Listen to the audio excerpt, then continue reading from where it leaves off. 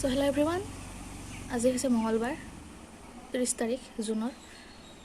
আজি ৰ'দ দিছে অলপ, বাকি এতিয়া 12টা বাজিল। 12টা বজাত মোৰ ৰুটিন ষ্টাৰ্ট হ'ব আজিৰ, কাৰণ কাপোৰ ধুবা আছিল এক মাহা। And this is my background. And মোৰ একো লাজ নালাগে বাঁহৰ ঘৰ দেখুৱাবলৈ। বাকী আজি বহুত দিনৰ মূৰত ৰ'দ দিছে কাৰণে একদম গৰম লাগিছে, একদম বেয়াকৈ ৰ'দ দিছে চাওকচোন। অহ কি ধুনীয়া আকাশ, বাপৰে বাপ। বাহিৰৰ ভিউটো বহুত ঠগা আছিল, সেইটো গম পালোঁ। এতিয়া আমি পঢ়িম। কালি ইমান কুৱেশ্যন লিখিছোঁ।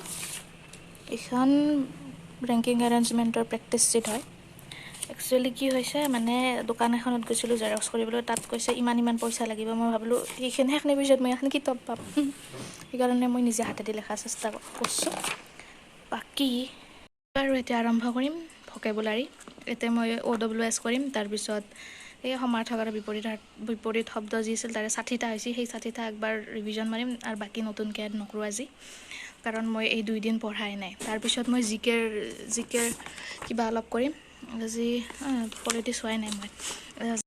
লিষ্টখিনি চহৰ পাছত মই অলপমান অসমৰ জিকে খান পঢ়িম, কাৰণ মামাই অলৰেডি আপডেট দিছে ছেপ্টেম্বৰ অক্টোবৰত, মানে এইটো বছৰৰ আপডেট আহিব পাৰে ADRE 3.0 না 0ৰ কাৰণে। সেইকাৰণে অলপ অসমৰ জিকেখিনি পঢ়িম। বাকী এইখান ইমান পঢ়িবা ইচ্ছা নাযায়, তথাপিও উপায় নাই আৰু পঢ়বাই লাগব।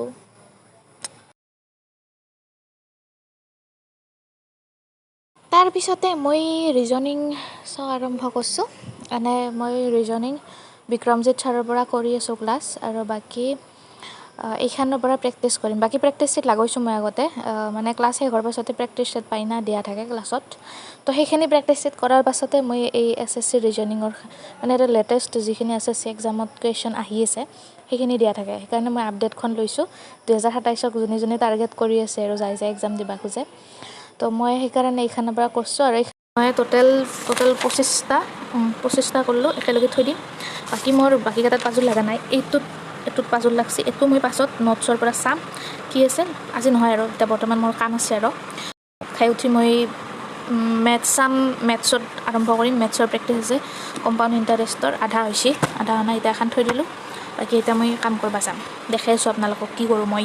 তাৰপিছতে মায়ে মোক দোকানত পঠাই দিছে কিবা আনবাক লগি, আৰু এই মই ৰ'দে যাই আছোঁ দোকানক লগি। খোজকাঢ়ি যাম, বেছি দূৰ নহয়, অলপ জেগা। সেইকাৰণে আহি কিনে আৰু মাৰ লগত কাম কৰিব লগা আছে। মোক এটা বেহচ চাবা দিছে, পাউৰা খাটবা দিছে। আৰু এতিয়া মই দেখা নাই কি কৰিছোঁ। চব এনেই বহি থকাত নাই মই। মোৰ ফেন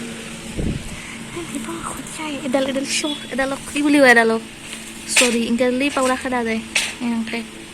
গাঁৱৰ কথা এইগিলাখানতো শুনকি জানবি বাচা, আকৌ নাজনা তহঁতে।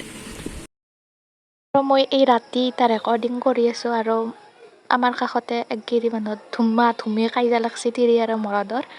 একদম শুনবা নৰা হৈছে। এতিয়া মই কি ৰেকৰ্ডিং কৰোঁ, মনে অহাই জেগা বিচাৰিছোঁ, ৰেকৰ্ডিং কৰিব জেগা পোৱা নাই।